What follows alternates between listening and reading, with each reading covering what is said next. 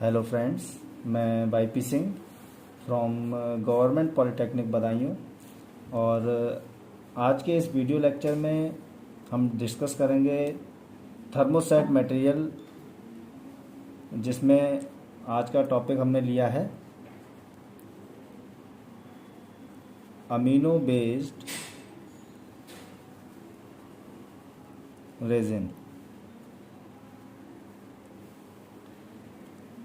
Amino based resin बहुत सारे prepare किए जा चुके हैं, जिसमें हमारा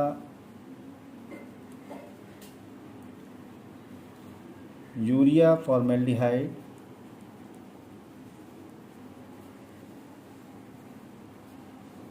एंड मेलामाइन फॉर्मेल्डिहाइड,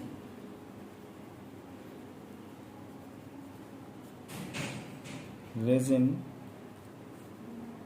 बहुत ज़्यादा, या मैं कह सकता हूँ बहुत मोस्ट इम्पॉर्टेंट अमीनो रेजिन हैं, जिनका वर्सेटाइल यूजेस हमको देखने को मिलता है। इनसे पहले भी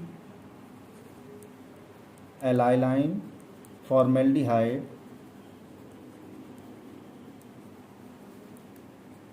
रेजिन और थायोयूरिया बेस्ड अमीनो रेजिन्स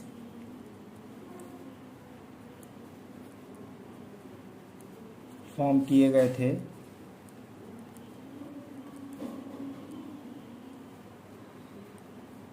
ये एलाइलाइन फॉर्मेल्डिहाइड और थायोयूरिया बेस्ड जो अमीनो रेजिन्स थे, इनका यूजेज जो है आज की डेट में देखने को बहुत कम या फिर ना के बराबर देखने को मिलता है। और जो ज़्यादातर अमीनो रेजिन्स का यूज़ जो है वो हमारा वुड वर्किंग,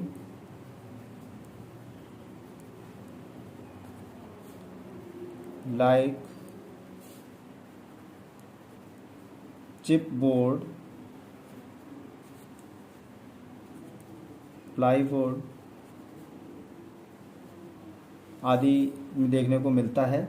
इसके अलावा जो अमीनो बेस्ड रेजिन हैं, इनको as a adhesive, decorative component की लेमिनेशन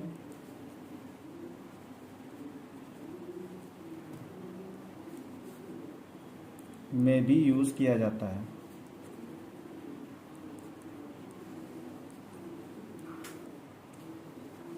अगर हम मोल्डिंग में इंडस्ट्रीज़ के बारे में बात करें अमीनो रेजिन्स की, तो मोल्डिंग इंडस्ट्रीज़ में भी अमीनो रेजिन्स को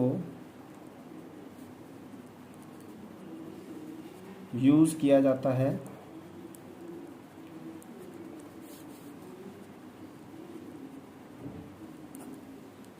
लेकिन इसका यूज़ मोल्डिंग इंडस्ट्रीज़ में बहुत कम किया जाता है। लगभग 5% amino resins are used in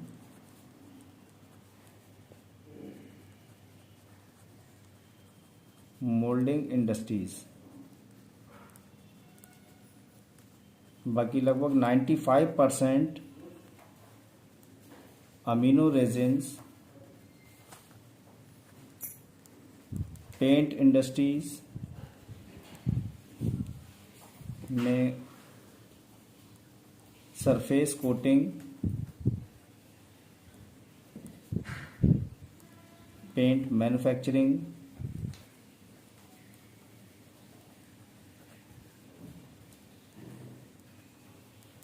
adhesive और लेमिनेट्स में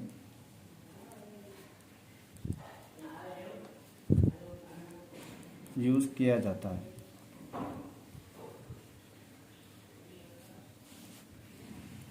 सबसे पहले 1918 में जॉन द्वारा अमीनो प्लास्टिक्स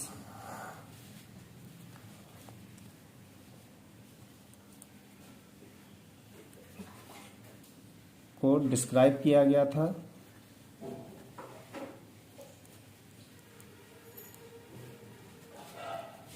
जिन्होंने क्या किया था कि फॉर्मेलिन और यूरिया के साथ या इन दोनों कंपोनेंट को ही क्या किया था, इन्होंने हीट करके मिक्स किया और इन्होंने रिजल्ट में देखा कि एक ऐसा कंपाउंड बना है जो कि एडिसिव, विस्कस और फैब्रिक्स में इम्प्रेग्नेंट के रूप में यूज़ किया जा सकता है।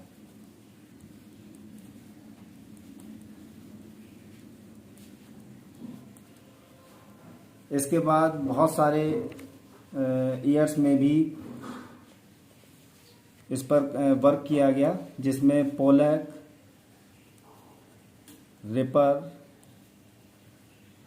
गोल्डस्मिथ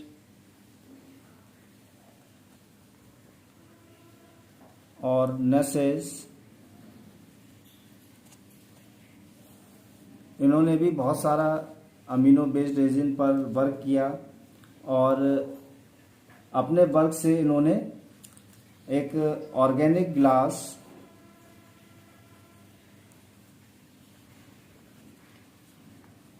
और इसके बाद में moulding composition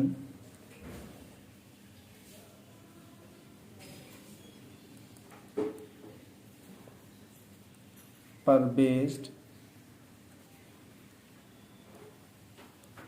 amino resins patent किए।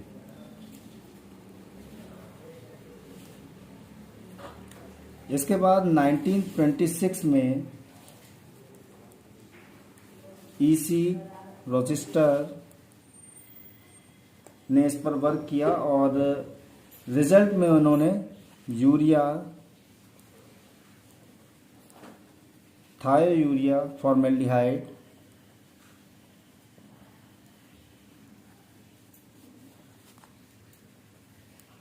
को पेटेंट किया।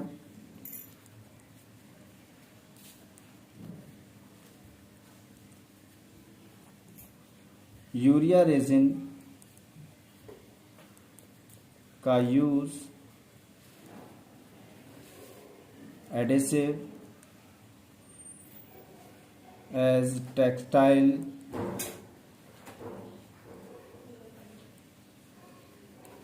फिनिशिंग एजेंट और सरफेस कोटिंग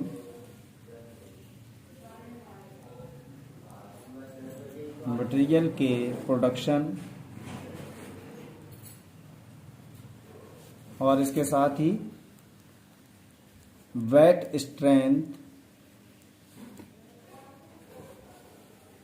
पेपर में यूज किया गया।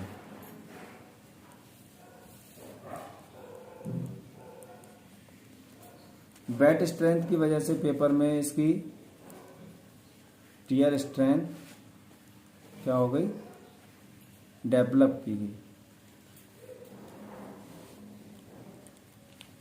इसके बाद हेंकल ने 1935 में मेलामाइन बेस्ड रेजिन को डेवलप किया।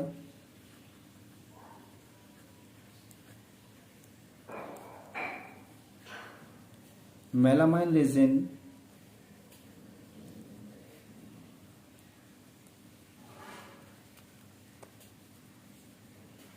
टेबलवेयर, डेकोरेटिव लैमिनेट्स में बहुत ज़्यादा यूज़फुल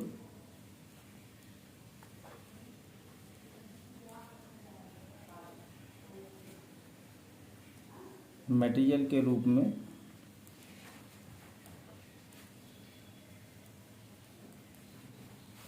उभरा है।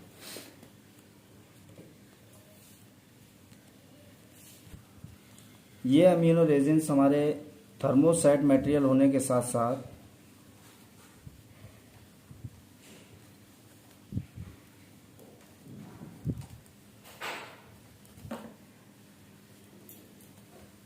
Excellent tensile strength, hardness, impact resistance properties देते हैं। अमीनो रेजिन्स को हम अमीनो या फिर एमिडो कंपाउंड से बना पॉलीमर या फिर सिंथेटिक पॉलीमर भी कहते हैं। इसके बाद आगे हम अपने नेक्स्ट वीडियो लेक्चर में डिस्कस करेंगे यूरिया फॉर्मेल्डिहाइड और मेलामाइन फॉर्मेल्डिहाइड रेजिन हमारे कौन कौन किस किस तरह से मैन्युफैक्चर होते हैं और क्या इनके जो वाइड रेंज में इनकी जो एप्लीकेशंस हैं उनके बारे में डिस्कस करेंगे।